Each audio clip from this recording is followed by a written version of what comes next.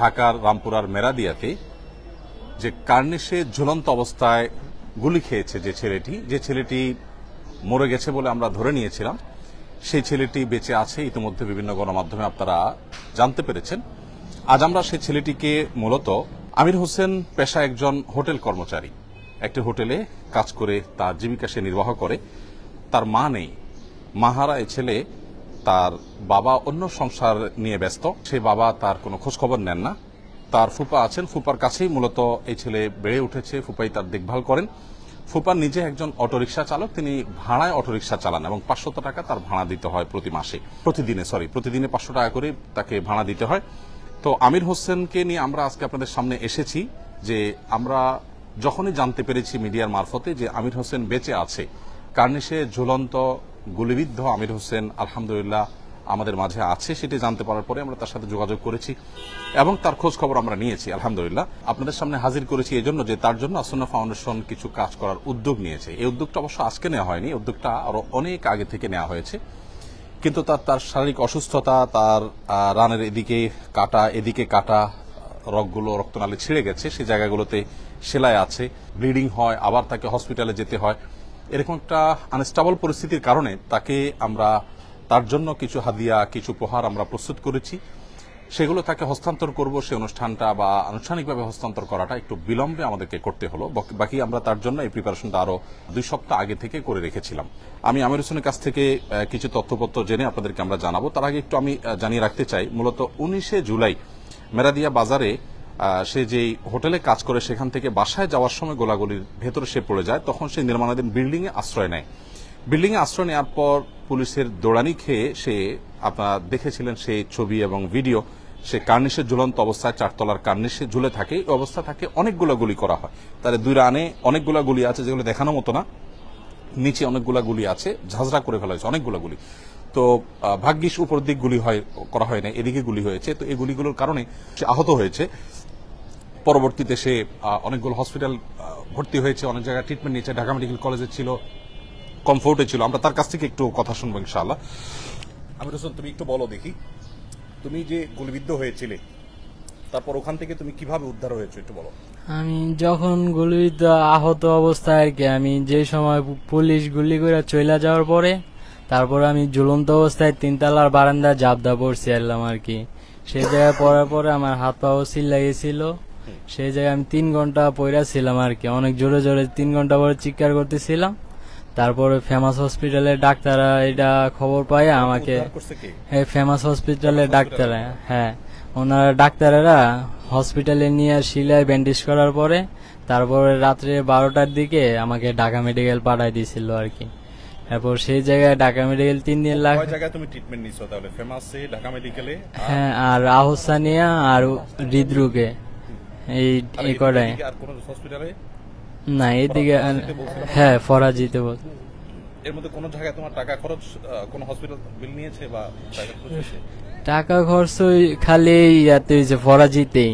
ফরাজি কত টাকা নিয়েছে? ফরাজি 6000 টাকার মতো আর কি গেছে। আর বাকি সবাই ফেমাস বা অন্য সবাই তোমার ফ্রি ট্রিটমেন্ট দিয়েছে? হ্যাঁ, ফ্রি ট্রিটমেন্ট দিয়েছে। তোমাকে বোধহয় কেউ অর্থ সহায়তা করেছে অল্প বিস্তর। আর এর বাইরে তুমি নিজে তো হোটেলে এখন আপাতত কাজ করে খাওয়া তোমার জন্য সম্ভবপর হবে না। তো সেক্ষেত্রে তোমার এই ফুপা, উনি তো অটোরিকশা চালান। হ্যাঁ। তো এই বিগত সময়ে তোমার চলতে ফিরতে কোনো অসুবিধা হয়েছে? এই বিগত সময়ে আগে আর্থিকভাবে? হ্যাঁ, আর্থিকভাবে একটু সমস্যা হয়েছিল আর কি। আমার এক ভাই আছে, বড় ভাই, আমরা 2 ভাই আর কি আমার ফুফার কাছে থাকি, আর একটা ছোট বোন ছিল। আমরা 2 ভাই কাজ করে আর কি সংসার চালাইতাম। আমার ছোট বোনের জন্য কিছু টাকা রাখতাম আর কি, বিয়ার শাদী দেওয়ার জন্য। ভাই বোন কজন? আমরা 3 ভাই 1 বোন আর কি। 1 ভাই দেশে থাকে আর 2 ভাই 1 বোন আমার ফুফার কাছে থাকি আর কি। দেশে বলতে গ্রামে? হ্যাঁ, গ্রামে। সবাই তোমার উপর নির্ভরশীল, তোমার উপার্জনের উপরে? না, আমার বড় একজন আছে আর কি। ওনার মতো চলেন? হ্যাঁ। আমরা ছোটরা তোমার উপর নির্ভরশীল? হ্যাঁ, ছোট বোনটা। বয়স কত? আপনার কাছে একটু জানি, ও কতদিন থেকে আপনার সাথে আছে? আমার সাথে আছে 5-6 বছর ধরে। 5-6 বছর ধরে? জি। তার আগে সে কোথায় ছিল? তার আগে দেশে ছিল। গ্রামের বাড়ি কোথায়? গ্রামের বাড়ি হলো বাঞ্চার মোড়, ইয়াতে দুলারামপুর। মানে ব্রাহ্মণবাড়িয়া ব্রাহ্মণবাড়িয়া জেলা থানা বাঞ্ছারামপুর। বুঝতে পারছি। এখন আপাতত আপনার এখানে আছে। জি, আবার তখন আমার কাছে আছে। মাশাআল্লাহ। আপনি যে অটো রিকশা চালান সেটা কতদিন থেকে চালাচ্ছেন? আমি চালাতেছি অটো রিক্সা মনে যে 7-8 বছর ধরেই। আচ্ছা, মাশাআল্লাহ। আগে রিক্সা চালাইতাম, তারপর অটো রিক্সা। জি, প্রিয় দর্শক, আমরা আসুন্না ফাউন্ডেশন থেকে আমির হোসেনকে 20,000 টাকা দিয়েছি। তার ওষুধ বড়ি খরচ যেটা একান্ত শুয়ে বসে তার এখন আপাতত চলতে হয়, আপাতত চলার জন্য। আমরা জেনেছি ইতিমধ্যে সরকার উদ্যোগ নিয়েছে, একটি ফাউন্ডেশন ইতিমধ্যে গঠিত হয়েছে এবং সরকার নানামুখী উদ্যোগের মাধ্যমে আহত নিহতদেরকে সহযোগিতা করবে। আসুন্না ফাউন্ডেশন থেকে আলহামদুলিল্লাহ এই যাবৎ আমরা যে সমস্ত মানুষকে সহযোগিতা করেছি 1412 জন আহত মানুষকে আমরা 4,16,40,000 টাকা দিয়েছি একেবারে শুরুর দিন থেকে। এর মধ্যে বিশেষভাবে আমরা আমির হোসেনকে 20,000 টাকা দিয়েছি টুকটাক তার ওষুধ খরচ বা চলাফেরার জন্য, সংসার চালানোর জন্য, এবং তার ফুপ্পার উপরে সে যেহেতু নির্ভরশীল তাকে আমরা একটা অটোরিকশা দিচ্ছি। এই অটোরিকশাটা আমাদের তার জন্য আমরা কিনেছি। এটাতে 1,27,000 সামথিং, 1,27,700 টাকা খরচ হয়েছে। যথেষ্ট উন্নত মানের সেখানে একটা এক্সট্রা চাকা দেওয়া হচ্ছে, চার্জার দেওয়া হচ্ছে এবং এগুলো ভেতরে চলবে, হাউজিং এর ভেতরে চলবে এই রিকশাটা। প্রতিদিন 500 টাকা করে আপাতত ভাড়া দিয়ে, অর্থাৎ রোজ জমা দিয়ে তার ফুপ্পা রিক্সা চালায় থাকেন, অটো রিক্সা চালায় থাকেন। এখন আর তার সে 500 টাকা দেওয়া লাগবে না, অর্থাৎ ইনশাআল্লাহ মাসে 15,000 টাকা তার সেভ হয়ে গেল শুধুমাত্র রিক্সাটা পাওয়ার কারণে, এবং এর মাধ্যমে তাদের সংসার আল্লাহ চাহেন তো পরিচালিত হবে। এর বাইরে সে যখন সুস্থ হয়ে উঠবে, কর্মক্ষম হবে, তার জন্য আমরা আসুন্না ফাউন্ডেশন থেকে আরো যা যা করার দরকার ইনশাআল্লাহ আমরা করব। আর ইতিমধ্যে সরকার যেহেতু ঘোষণা দিয়েছে আহত নিহতদের জন্য ব্যাপকভাবে সরকার কাজ করছে, আলহামদুলিল্লাহ এটা আনন্দের বিষয়। আমরা সরকার এবং সমন্বয়কদের সাথে যোগাযোগ করে হতাহতদের জন্য, বিশেষ করে যারা নিহত হয়েছে তাদের পরিবারের জন্য, ইয়াতিমদের জন্য আমরা কিছু করতে পারি, হতাহতদের জন্য কিছু করার সুযোগ আছে, সেটা অবশ্যই সরকারের সংশ্লিষ্ট কর্তৃপক্ষের সাথে যোগাযোগ করে, ইতিমধ্যে আমরা যোগাযোগ করছি এবং প্রতিনিয়ত যোগাযোগ চলছে। সমন্বয়কদের সাথে যোগাযোগ করে, সরকারের সাথে যোগাযোগ করে ইনশাআল্লাহ আমরা কিছু একটা করবো। আমাদের প্রাথমিক একটা পরিকল্পনা আছে, যদি সংশ্লিষ্ট কর্তৃপক্ষের সার্বিক অনুমোদন আমরা পাই, আমরা 500 পরিবারকে হতাহতদের মধ্যে থেকে বাছাই করে 500 পরিবারকে আমরা 500 সিএনজি দিতে চাই, যে সিএনজিগুলো ঢাকায় চললে প্রতিদিন তারা 1500 টাকা শুধুমাত্র জমা পাবে, অর্থাৎ মাস শেষে ভালো একটা অ্যামাউন্ট তারা পাবে ইনশাআল্লাহ তারা। তো আমি আর খুব বেশি দীর্ঘায়িত করব না। আমি আপনার কাছে বলতে চাই যে আপনি নিজে তো ভাড়ায় অটো রিক্সা চালাতেন, এখন এটা পেলে আপনার কি পরিমাণ উপকার হবে? এটা পাইলে আমার অনেকটা উপকার হবে, কারণ যে টাকাটা ভাড়া দিতাম এটাতে আমার সংসার, দুইটা সংসার মোটামুটি ভাবে চলাফেরা করা যাবে। আচ্ছা, ঠিক আছে। আপনি ওর দেখভাল করবেন তো ইনশাআল্লাহ? ইনশাআল্লাহ উনি হ্যাঁ অনেক আদর করবে, জিজ্ঞাসা করেন। সে যে আহত হয়েছে, আহত হওয়ার পরে তো একটা লম্বা সময় তার খোঁজ খবর কি পাইছেন আপনারা? না, লম্বা সময় পুরাটা সময় আর পিছিয়ে আছি আমরা, প্রায় 1 মাসে যে আহত তারপর আমি আর পিছিয়ে আছি।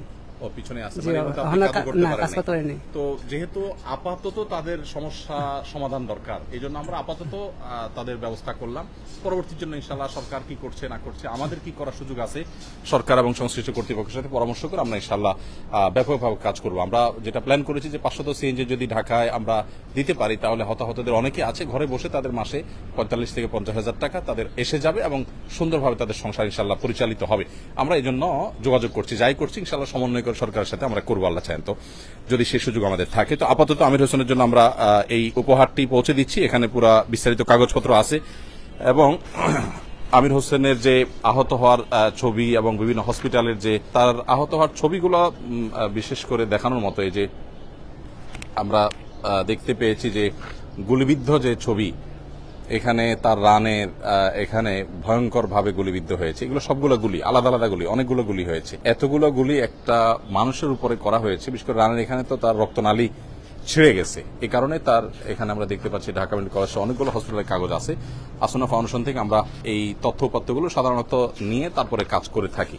আর যে রিক্সাটা দেওয়া হচ্ছে এটার ডিটেল এখানে আছে, সিএনজি চালিত এবং চার্জ দেওয়ার জন্য এক্সট্রা ব্যাটারি, চার্জার, তারপরে তার জন্য এক্সট্রা চাকা এবং বডি, বেশ মজবুত বডি, সবগুলো মিলিয়ে আমরা তার হাতে এটি হস্তান্তর করছি।